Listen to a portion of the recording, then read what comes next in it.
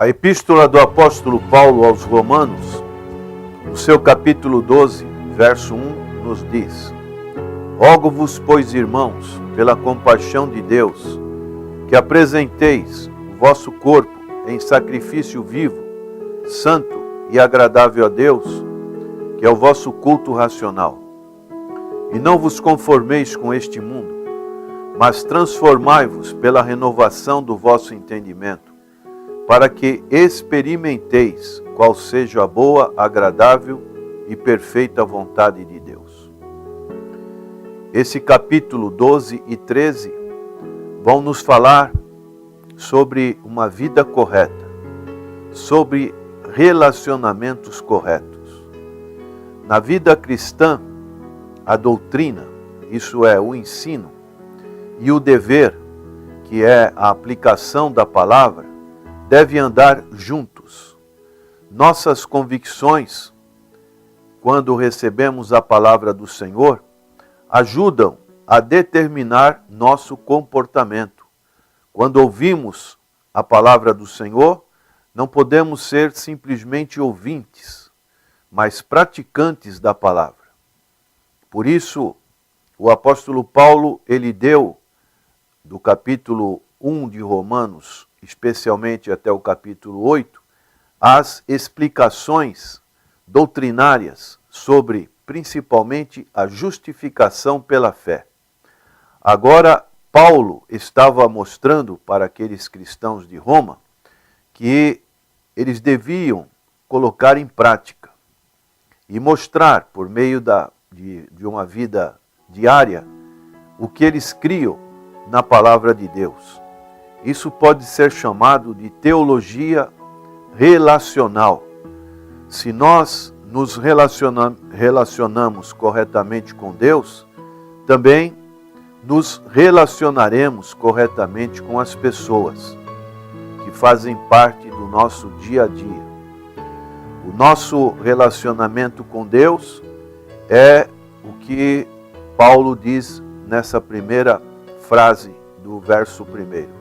É um dever, rogo-vos, pois é uma situação conclusiva, é uma consagração. Essa consagração é a base para outros relacionamentos, dos quais o apóstolo Paulo trata. O que é uma verdadeira consagração? Muitos falam esse termo, eu vou consagrar isso a Deus. O que seria isso? E esses versículos, o 1 e o 2, eles nos falam a respeito dessa consagração.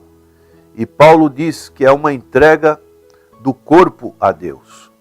Antes de crer no Senhor Jesus Cristo, nós usávamos o nosso corpo para prazeres, para propósitos pecaminosos. Agora que pertencemos ao Senhor, nós vamos usar o nosso corpo para a sua glória. A palavra de Deus, ela fala muito sobre o corpo. O corpo é o templo do Espírito Santo. 1 Coríntios capítulo 6, verso 19. E Paulo dizia isso, que era um privilégio glorificar e engrandecer a Cristo com o seu corpo. Ele fala em Filipenses capítulo 1 a respeito disso. Para mim o viver é Cristo e o morrer é lucro. Assim como o Senhor Jesus, ele também precisou ter um corpo para realizar a vontade do Pai na terra. Também nós devemos entregar o nosso corpo ao Senhor Jesus Cristo, para que possa continuar a obra de Deus por meio de nós. Devemos entregar os membros de nosso corpo como instrumentos de justiça, como o apóstolo Paulo fala em Romanos, capítulo 6, verso 13. Para quê? Para que o Espírito Santo realize a obra de Deus. E dessa maneira nós vamos cumprir com essa determinação, com esse conselho que o apóstolo Paulo está dando aqui nesse versículo. Os sacrifícios do Antigo Testamento eram sacrifícios mortos, mas nós devemos ter o nosso corpo em sacrifício vivo, santo e agradável a Deus. A Bíblia nos fala de 2 sacrifícios vivos que nos ajudam a entender o verdadeiro significado deste conceito que Paulo está dizendo aqui nessa epístola. Podemos citar o exemplo de Isaac. O Isaac colocou-se voluntariamente no altar e se mostrou disposto a morrer em obediência à vontade de Deus. Mas o Senhor enviou o cordeiro que tomou o seu lugar. Ainda assim, podemos concluir que Isaac morreu para si mesmo. Ele não relutou contra o seu pai. Ele já tinha uma determinada idade quando isso aconteceu, mas ele entregou-se prontamente à vontade de Deus. Então, podemos ver no exemplo de Isaac um exemplo vivo de uma pessoa que realmente, diante de tudo aquilo que o seu pai preparou, quando ele perguntou para o pai: Pai, estamos carregando todos os elementos para o sacrifício e só falta o cordeiro. E Abraão respondeu para ele: Deus proverá.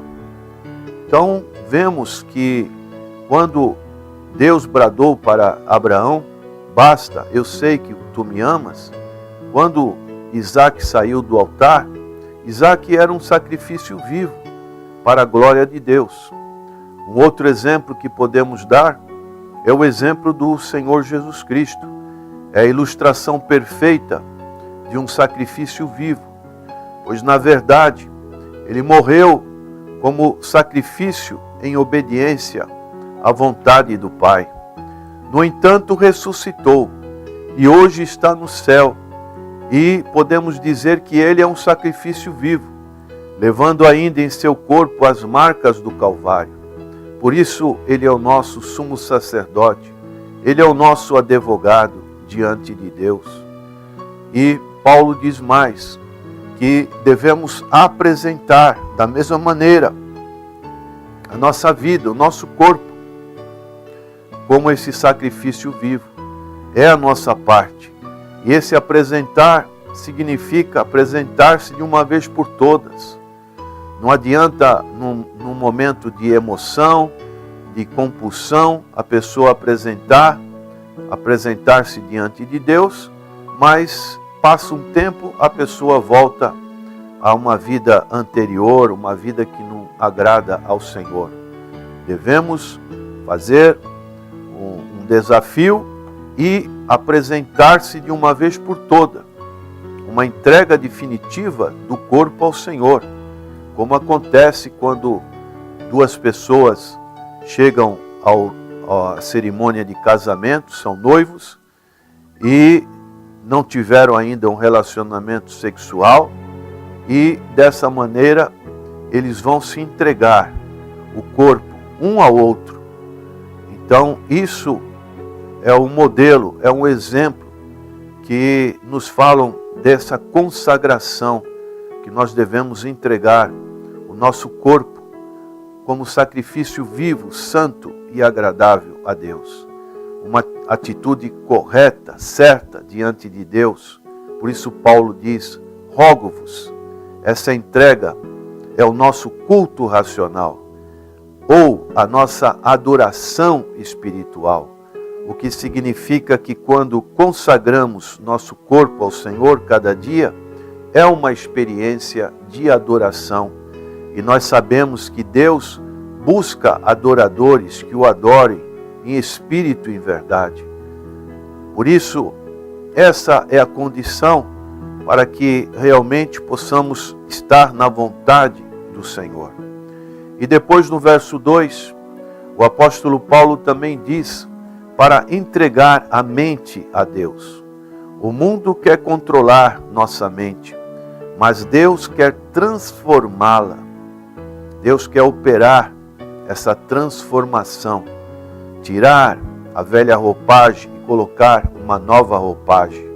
E essa palavra transformar é a mesma palavra que está lá em Mateus capítulo 17, quando o Senhor Jesus se transfigurou diante de Pedro, Tiago e João, ali naquela experiência, quando apareceram Moisés e Elias. Ele transfigurou, mostrando toda a sua glória.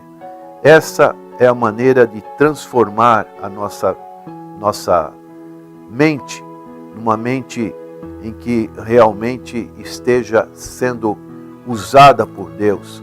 É a mesma palavra no grego que significa metamorfose, que descreve uma mudança que ocorre de dentro para fora. O mundo deseja mudar nossa mente e para isso exerce pressão externa. Mas o Espírito Santo transforma nossa mente, liberando poder interior. Se o mundo controla nossa mente, nossa maneira de pensar, somos conformados pelo mundo. Mas se Deus controla nossa maneira de pensar, nós somos transformados. Deus transforma nossa mente e focaliza nas coisas espirituais, segundo a sua palavra. Ao passar tempo meditando sobre a palavra de Deus, memorizando-a, assimilando-a em nosso interior, aos poucos Deus torna nossa mente cada vez mais espiritual. Nós somos, como diz em 2 Coríntios 3,18, somos transformados como espelhos. Vai havendo uma transformação. E além da mente, nós também devemos entregar o nosso desejo, a nossa vontade própria, a nossa volição. A mente, ela controla o corpo. E a volição, que é a vontade, controla a mente. Muitas pessoas acreditam que podem controlar a força da vontade, a volição, mas normalmente não são bem-sucedidas. O apóstolo Paulo, ele tinha essa luta interior. Em Romanos capítulo 7, ele falava muito sobre isso. O bem que eu quero fazer não consigo. O mal que eu não quero, eu faço. Somente quando entregamos nossa volição a Deus, é que seu poder assume o controle e nos dá força de vontade de que precisamos para sermos cristãos vitoriosos. Entregamos nossos desejos a Deus pela oração, disciplinando ao passar tempo em oração. Entregamos a Deus nossa volição e oramos como o Senhor Jesus Cristo disse na sua oração, ali no Getsêmani: faça-se a tua vontade e não a minha. Então devemos orar sobre todas as coisas e permitir que Deus faça o que lhe aprouver em todas as coisas. Para termos um relacionamento correto com Deus, devemos começar o dia entregando-lhe o nosso corpo, a nossa mente e os nossos desejos a Deus. Que você também tenha este propósito de apresentar o vosso corpo em sacrifício vivo, santo e agradável a Deus, e não vos conformar com esse mundo, mas transformai-vos pela renovação do vosso entendimento. Senhor, que a Tua palavra, o Espírito Santo, possa estar agindo nos corações dos nossos ouvintes, operando, Senhor, esse desejo que eles apresentem, assim como Isaac, assim como o Senhor Jesus Cristo, o seu corpo, como sacrifício vivo, santo e agradável a Deus, que é a verdadeira adoração, e não se conformar com os pensamentos deste mundo, com a mídia, ó Deus, com a corrente de pensamentos que desviam o foco do Deus verdadeiro, mas que estejam debaixo da Tua palavra, da Tua autoridade, debaixo do Espírito Santo que convence do pecado. Oramos agradecidos em nome do Senhor Jesus. Amém.